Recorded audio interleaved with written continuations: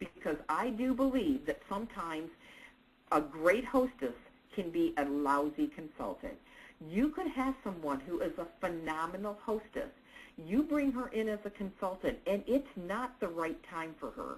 You say, oh my gosh, we've got this fantastic special going on with our kitten. You've got to get in, blah, blah, blah.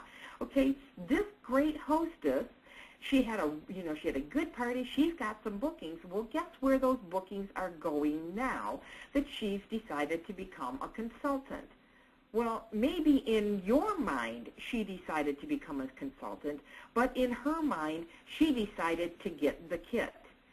So you've got a couple bookings dangling out there that she may or may not ever do. She may go out there and do those 2 bookings and not pursue it any further, in which case you've lost a really good chain.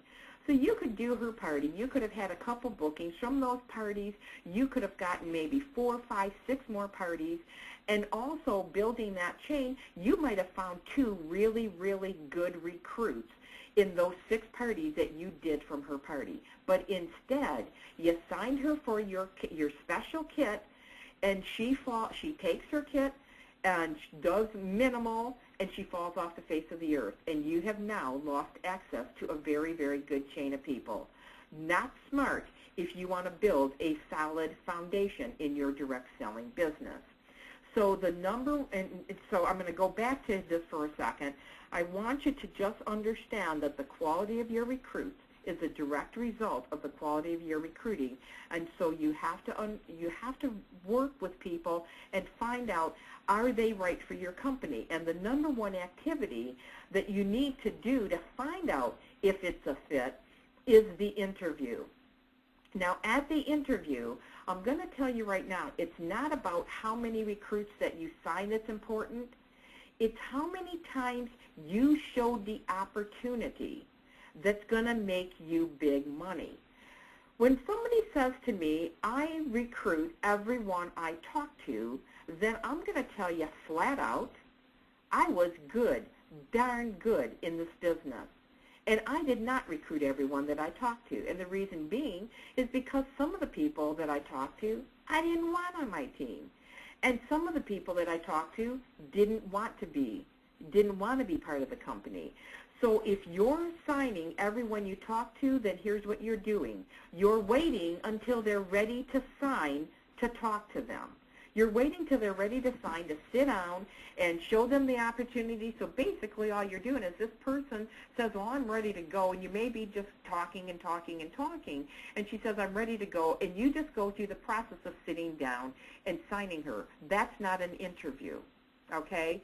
An interview is having prospects and sitting down with that prospect, and I'm going to show you what to do on the interview, and then finding out, if this business opportunity is going to be what she's looking for, and if she's what you're looking for.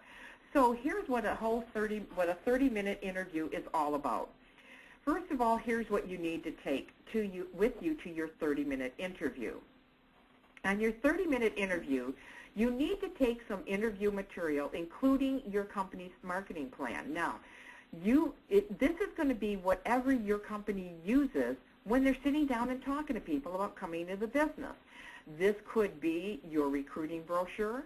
It could be an interview flip book or a flip chart. Some companies have interview flip books.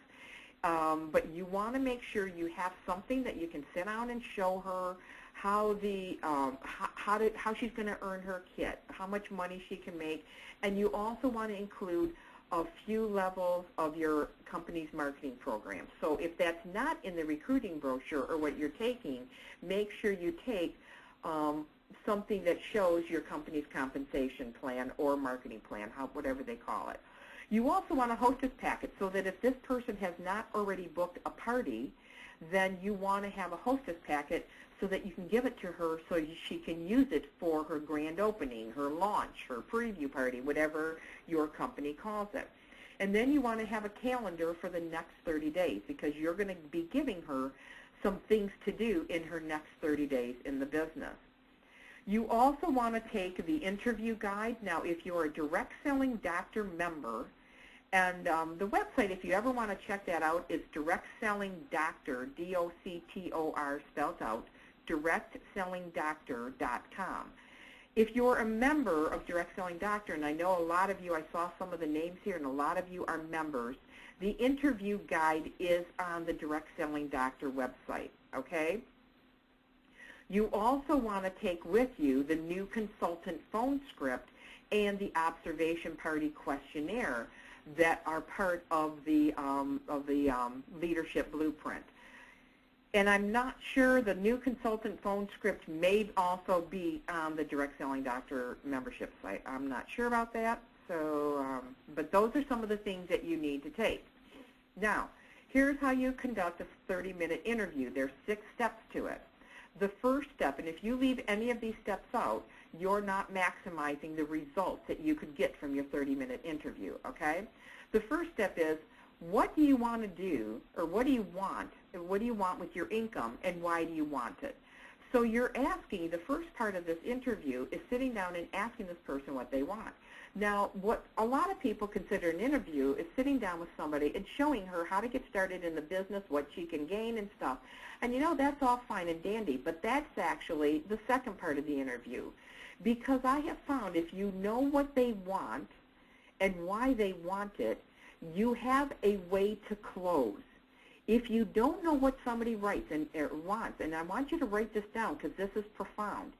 If you don't know what they want and why they want it, you don't have a close. You don't know how to close this person, which is why the questions that are on the interview guide are so important. What do you want to do? How much do you want to earn? How much, and by the way, when you're talking about how much you want to earn, how much do you want to earn per week? Talk about this as a weekly, because then they think of it more as a job. If you say how much do you want to earn per month, you're already getting them in thinking about this as a hobby and not something that they're going to do long term or make good money at it, because you're talking about monthly income. I don't know about you guys, but I don't like to get paid just once a month. I want to get paid every week. I got bills coming in every week. I mean, your leadership bonuses most of the time are going to come in once a month, but your weekly paychecks or your weekly earnings from your parties are, you know, most of the time you're going to get paid for those every week. So what do you want? How much do you want to earn per week? What do you want to do with it? You know, how many hours per week are you willing to go out there? Or how many times per week? How many parties do you want to do per week? Now you got to find out if